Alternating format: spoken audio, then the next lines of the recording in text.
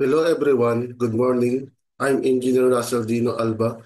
Today I'm going to talk about really interesting topic, how fuzzy logic can be used in schools and colleges to predict student performance. This study was done by Senri Suarez and Sahur Ahmad, and it shows how we can use fuzzy logic, a smart way of handling unclear or vague information to predict students' GPA, based on things like how much they study in their past grades. But before we dive into the study, let me explain what fuzzy logic is so everyone is on the same page. Okay, let's start. Okay, application of fuzzy logic in academic setup. The author is Shishri Suarez and Sahur Ahmad. Now, what is fuzzy logic? Normally, in traditional logic, things are either true or false, or yes or no. For example, if I ask, is it hot water? Traditionally, logic would say yes or no. But in the real world, things aren't always so clear-cut. For example, we might say it's kind of hot or it's a little hot. This is where fuzzy logic comes in. Fuzzy logic allows us to handle uncertainty or vague information instead of saying something is just hot or cold. Fuzzy logic let us say it's 70% hot and 30% cold. It's like how much human thinks. We don't always think in black and white. We think in shades of gray. Fuzzy logic helps computer and systems think more like humans when dealing with unclear or imprecious data. In this study, fuzzy logic is used to handle things like how much someone studies or how good their past grades are, which aren't always exact numbers.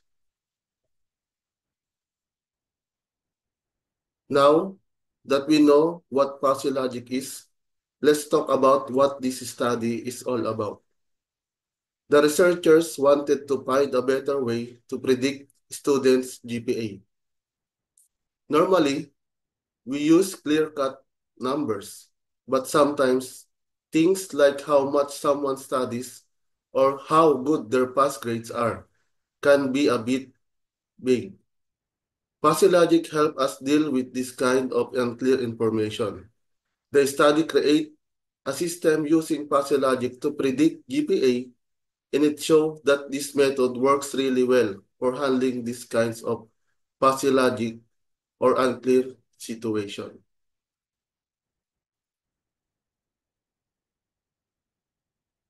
The study had a few main goals. To use fuzzy logic to evaluate student performance using GPA. To solve problems where the data isn't clear-cut, like when we say someone studies a lot or someone studies a little. To predict GPA using fuzzy logic, rules based on study hours and past grades. To show that fuzzy logic is better than traditional methods at handling gradually changes like when someone's GPA moves from low to average. And to create practically system that schools and colleges can use to evaluate students more accurately. Then last, to show the fuzzy logic isn't just for engineering. It can be used in education and other areas too.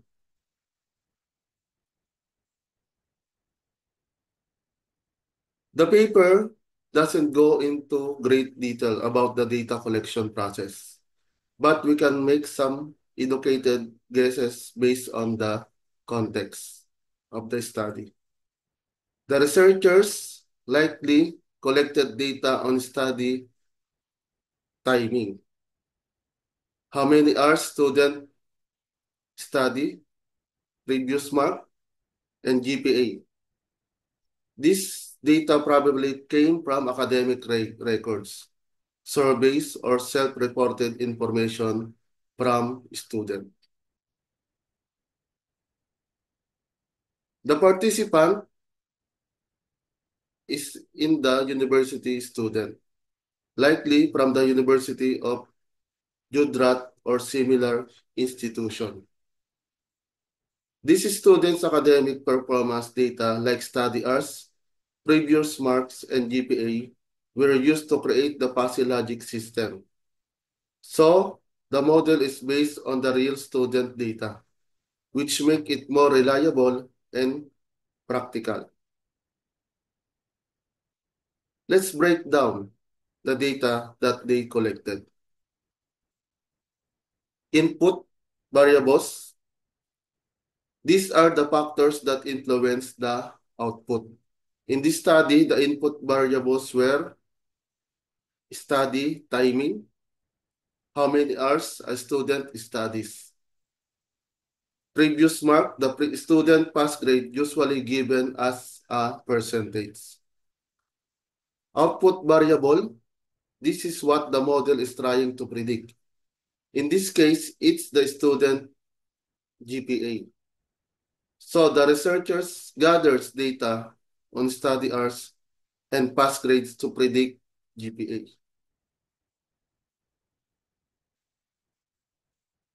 Now let's talk about the tools and techniques. The researcher used to gather and process the data for this study. These tools and techniques are essential for building and testing the fuzzy logic model. First, let's look at the tools they use. Fuzzy Logic Toolbox. This is a software tools that help build and manage fuzzy logic system.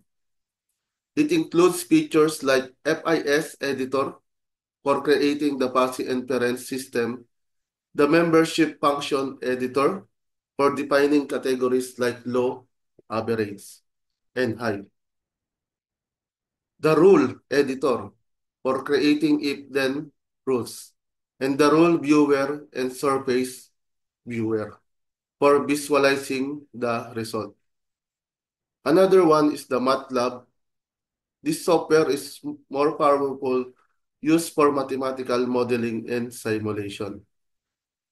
Simulink is a part of MATLAB that allows you to simulate and test models like fuzzy logic system in this study. These tools help the researchers build, test, and visualize their fuzzy logic model. Then what are the techniques that they are using? Number one is the fuzzy inference system or FIS. This is the core of the fuzzy logic model.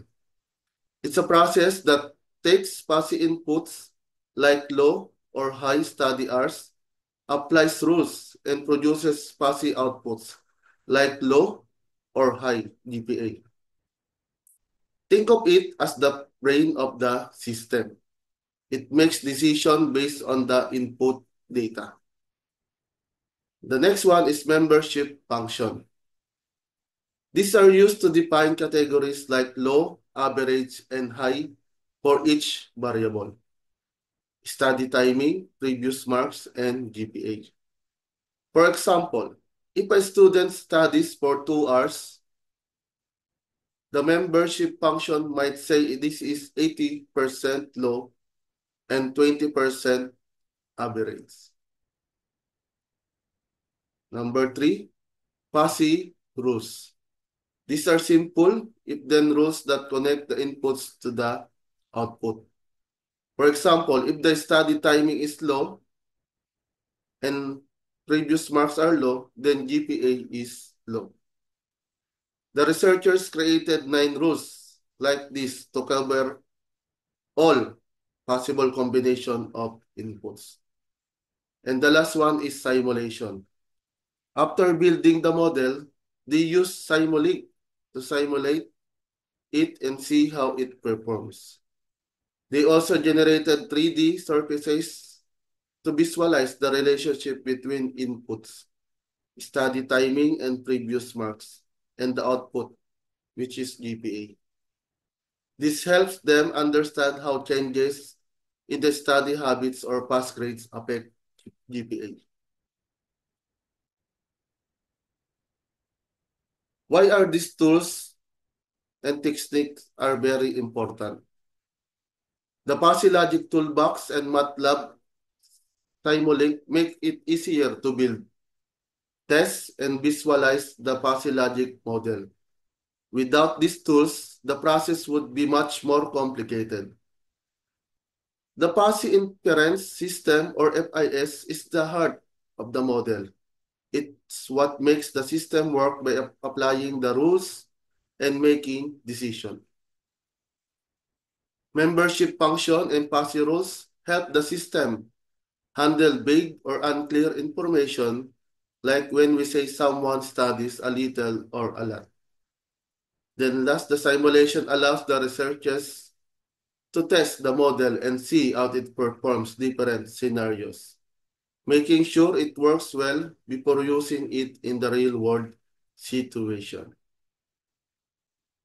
Okay, let's go to the methods in terms of dataset. It talks about how the researchers prepared and worked with the dataset for this study. This is very important part because the dataset is the foundation of fuzzy logic model. Here's how they did it step by step. First, they identified the variables they needed to work with.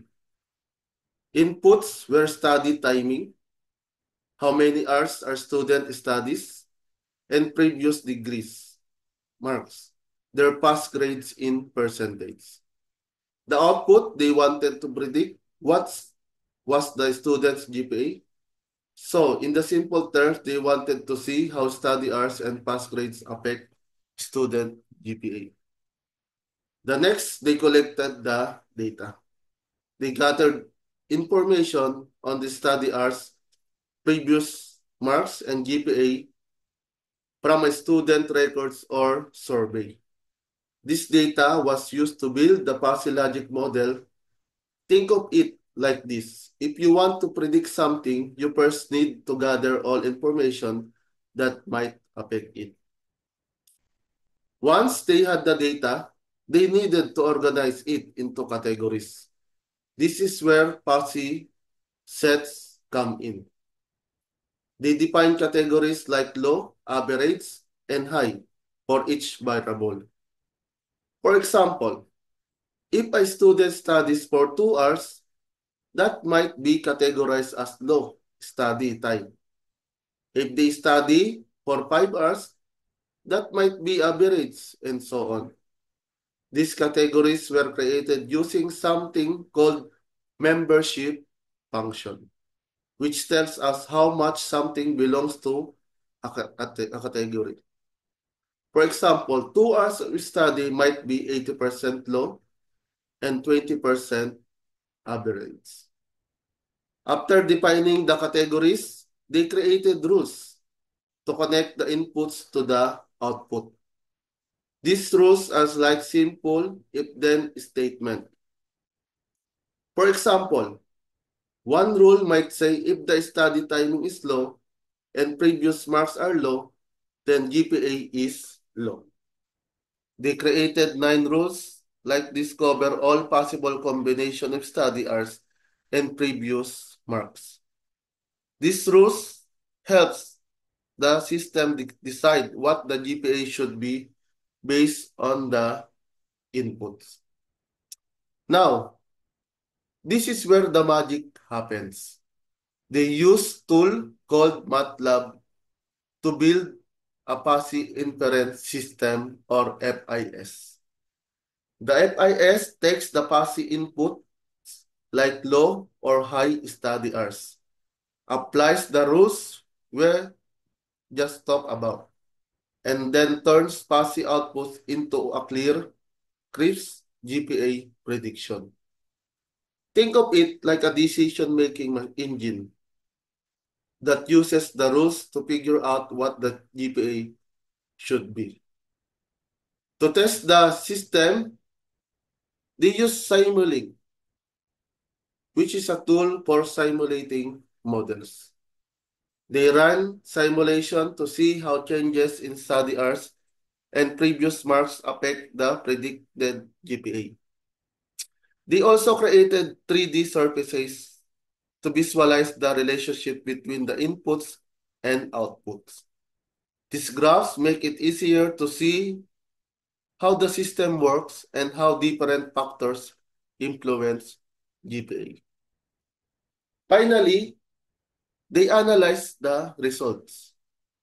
They look at how study timing and previous marks affect GPA using fuzzy logic. The system show smooth transition between categories, like moving from low to average GPA without sudden jumps. This makes fuzzy logic a great tool for handling a real-world situation where things aren't always clear-cut. Okay? After the methods in terms of dataset, let's dive into how the researchers develop the fuzzy logic model step by step. This is the core of the study, where they took the data and turned into a system that can predict GPA using fuzzy logic. Here's how they did it. The first step was data collection. The researchers gathered data on study timing. How many hours the student study, their previous marks, and GPA, their current grade point average. This data was collected from the student either through a surveys or academic records. Think of it, this step as gathering all the ingredients you need before you start cooking.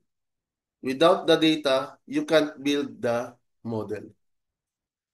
Next, they use a process called classification. This is where they turn clear exact numbers, like 2 hours of study, into fuzzy categories like low, average, and high. They did this using something called membership function, which tell us how much something belongs to a category.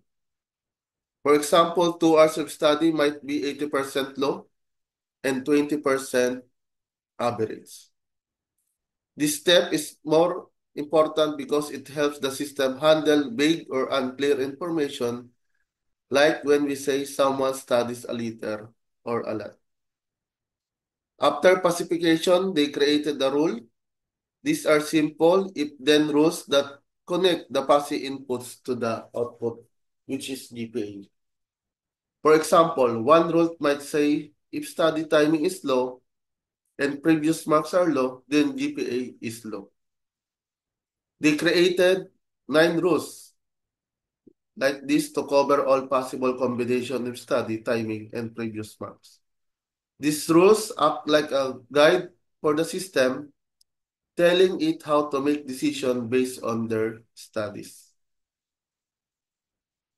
Now, this is where the system comes to life. They use MATLAB, Fuzzy Logic Toolbox, to build a fuzzy inference system, or FIS. The FIS does three main things. Pacify inputs. It takes the CRISP input, like 2 hours of study, and turns them into passive categories like low. Apply rules. It uses the rules we just talked about to decide what the output should be. The pacify outputs. It turns the fuzzy output like low GPA back into a clear CRISP number like a specific GPA value. Think of it that FIS as the brain of the system. It takes in the data, applies the rules, and gives us a clear result. Now, we go to the findings of the study. This is where we see the result of all the hard work the researchers put into building a fuzzy logic model. Here's what they discovered. The study found out that fuzzy logic is very effective at handling imprecise variables like study timing and previous marks to predict students' GPA. For example, if a student study hours are somewhere between low and average, fuzzy logic can still predict their GPA smoothly without sudden jumps. This is a big advantage over traditional methods, which often struggle with vague or unclear data. The researchers developed a fuzzy inference system using MATLAB. They created 9 fuzzy rules to connect the inputs, study timing, and previous marks to the output or GPA. For example, one rule might say if the study timing is high and previous marks are high, then GPA is high. These rules help the system make accurate prediction based on the input data. One of the key findings was the fuzzy logic allows for smooth transition between categories. For example, if a student study hours increases gradually, their predicted GPA will also increase smoothly without sudden jumps. This is different from traditional logic, which might show abstract changes moving from one category to another, like from low or to average. This smoothness makes fuzzy logic more realistic and better at handling real-world situations. Another important finding is the fuzzy logic mimic human reasoning. Humans don't allow think in black and white. We think in shades of gray.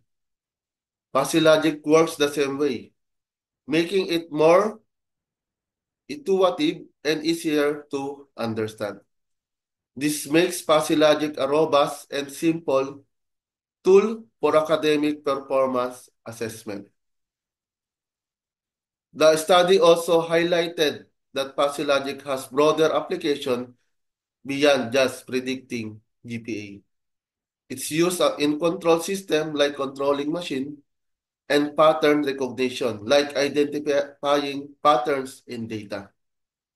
This shows the fuzzy logic is versatile tool that can handle uncertainty and many different fields.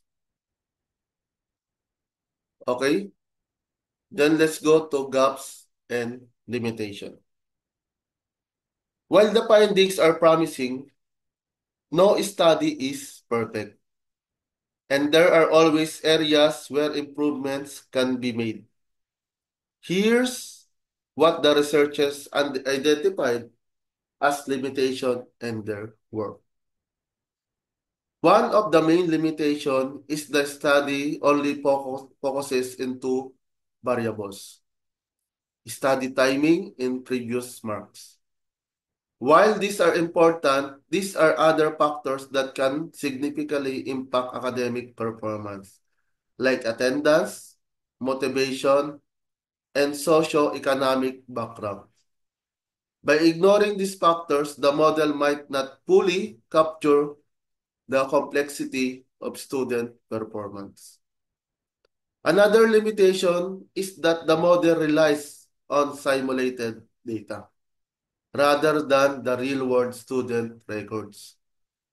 While simulations are useful for testing, they might not fully represent real-life situation. This raises questions about how well the model would perform with actual student data in a real academic settings. The fuzzy rules used in the model are based on assumption rather than empirical evidence. For example, the rule, if study timing is low and previous marks are low, then GPA is low, based on what the researchers think is true, not on hard data. This introduces some subjectivity into the model, which might affect its accuracy. The study also doesn't compare the fuzzy logic approach with other predicted methods, like statistical models or machine learning. Without this comparison, it's hard to say whether fuzzy logic is better or worse than other methods for predicting GPA. This makes it difficult to assess the model's relative performance. The membership function used in the model might be too simple. For example, categorizing study timing as just low, average, or high might not capture the full range of student behavior. This oversimplification could lead to less accurate prediction. The model doesn't account for individual differences among students. Every student is unique with different strengths, weaknesses, and circumstances. By treating all students the same, the model might miss important nuances that affect academic performance. Finally, the study doesn't address how well the model can be applied to different academic contexts or its computational complexity. For example, would the model work as well in a high school as it does in a university?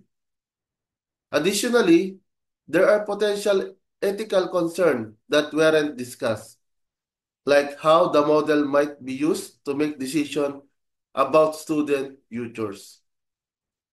These gaps and limitations highlight the need for further research to validate and refine the model. Future studies could include more variable, use real-world data, and compare fuzzy logic with other methods. This would help make the model more accurate and practical for real-world application. In conclusion, the study shows that fuzzy logic is a powerful tool for predicting GPA using unclear information, like study hours and pass grades. The system they created is simple, works well, and can handle real-world uncertainty. But there's still room for improvement.